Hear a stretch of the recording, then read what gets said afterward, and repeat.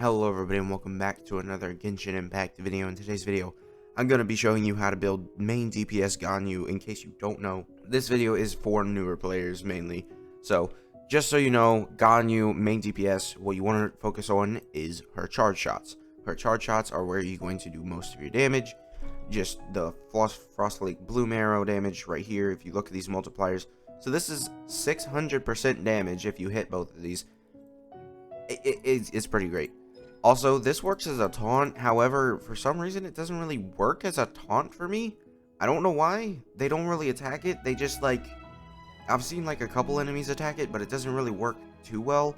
It's not like Baron Bunny, which actually works pretty well as a taunt compared to this. I don't know, it hasn't worked really good for me, so I don't know.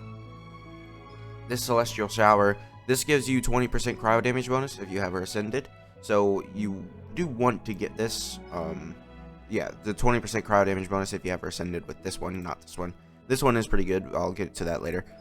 You're going to want to have her ult up just to get that extra cryo damage bonus, along with the extra DPS. However, it might interfere with your Melt Ganyu, because that's what I think is the best main DPS. We'll go over that later. But, this, I think, is a lot of value for Ganyu, because Ganyu getting 20% extra crit rate for her second arrow, that's going to work on every single arrow after her first arrow. So basically, all you have to do is consistently keep shooting, and as long as you shoot once every 5 seconds, the next arrow is going to have 20% extra crit rate, which is why you can build her looking like this, and it's not too bad, because this is, I actually have more crit rate than what I should compared to my crit damage. It's a little weird with Ganyu. You can also use a different artifact set to up her crit rate and have her at 3% crit rate. You can't have her at 3% crit rate because the natural 5%. But have her at super low crit rate, and that is a different build, but it's not really the highest damaging build. I will go over that.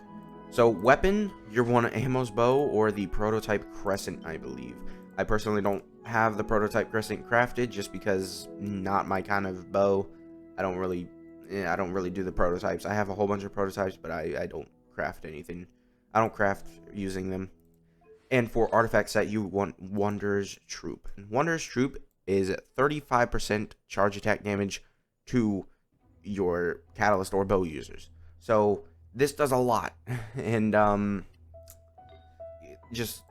let you look at my pieces, and we'll go over why I'm using Elements of Mastery. We take that off, and she has 18% melt extra damage. So that's just from having other artifacts give her 99 elemental mastery. We're going to put this on again, and we will take this, and let's get over here. 47%. You have no idea the difference that makes. Honestly, it really does make a huge difference when you're looking at her damage. So, as for the team that I'll be using, and what I think is the best team for Ganyu, is Zhongli, Bennett, Shangling. The reason why Shangling is on this team, because it's pretty obvious why the other two are, if you know their kits. Shangling is on here because she is probably the best pyro applier for any cryo character in the game, which is why she's really good. But she can also do melts within herself with her ult, which does a lot of damage. It's really good.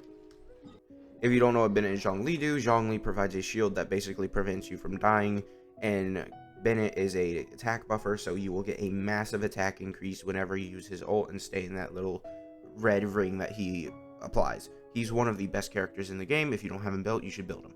So I just want to show the difference between Ganyu without reactions here, and then Ganyu with reactions. So we're just going to do the regular old, just Ganyu charge shot, right? That's not that impressive, right? 30, 25k. Yeah, that's not really that impressive at all. Yeah, we're doing 36k per hit. We're way behind schedule. Stabilize. Yeah, that's not impressive. All right, so here is where we are going to get impressive. Everybody stand your toes. Shangling ults also snapshots, so, and 36 and then 70. Yeah, that's over 100k damage. I have no words. That is insane. That's the power of elemental mastery. let's go and show you without the elemental mastery, because I still do have my attack percent stands here. Also, I should mention the reason why I'm using elemental mastery and why I think I'm probably more comfortable than most people using elemental mastery here is because I have Amos bow, which Amos bow basically gives her a whole attack sans in and of itself, so it's not that big of a loss. So here's her charge shot, just like that. So we only went up 13,000 or 3,000 damage on each. That's not that much. Alright, so only 3,000 on each charge, on each shot there. So I just want to show you what her attacks look like without the elemental mastery. This difference is night and day, honestly. Alright, so I'm just gonna do, I guess I should probably do a normal attack just in case you skip to this portion of the video. Alright, let's wait for both of them to crit. Alright, so 13 and 25, that's almost exactly what we were looking at before. Yeah, the attack percent, as high as that is, not that good. Alright, so let's get to showing her with this. Alright, here we go. This is all 66,000, so the extra 4,000, and he's gonna keep blocking. This is the one thing I hate about this guy. So 26 to 50. Yeah, the damage difference is quite huge compared to just the attack percent, because even look at this, like just this with 14,000 and 27,000, it doesn't make up for it. You gain way more from having the elemental mastery. You'd gain even more if you didn't have any elemental mastery at all in base. Also, Xiangling, she's just able to throw down Guoba, and you're basically set with Pyro, just until the enemy moves like this. And we'll just physical DPS Ganyu, you know, she's the best physical DPS Ganyu, you know, this best. Not really. Don't think that. So yeah, that's basically all I have to showcase, but I do want to introduce a different build for Ganyu, because Ganyu does have an artifact set kind of that was made for her, but kind of ended up being worse. So here is the Blizzard Strayer set. Blizzard Strayer is very good, very good.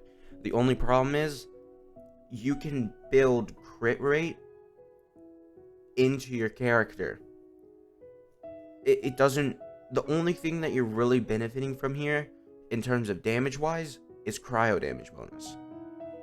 So you could build a good crit rate into your character, because if you took this and had Ganyu at 40% crit rate because the enemy's frozen, there is another build that I could show, but I honestly think Melt Ganyu is just so much better. But crit rate just increased by 20% there, increased by 20% there. That's 40% along with her extra 20% if you're firing a second shot. So that's 60% just by that. And then you could focus on crit damage as much as you want, and you'll get a couple crit rate substats in there. You will. So it makes her easy to build, but like you don't really. It's not that good, to be honest. I don't really find it to be it's not in terms of damage very good, especially for Melt Ganyu, because with Wanderer's Troop you can run Melt Ganyu. You can't run Melt Ganyu with this. Melt Ganyu doesn't work with this, so you really have to. It's if you want to do a freeze comp, then you can use this. But if you're doing a regular actual, what I think is the best DPS for Ganyu, then you run the regular Wanderer's Troop. Also, Wanderer's Troop increases her elemental mastery by 80, so you know you're getting 80 elemental mastery just built in there.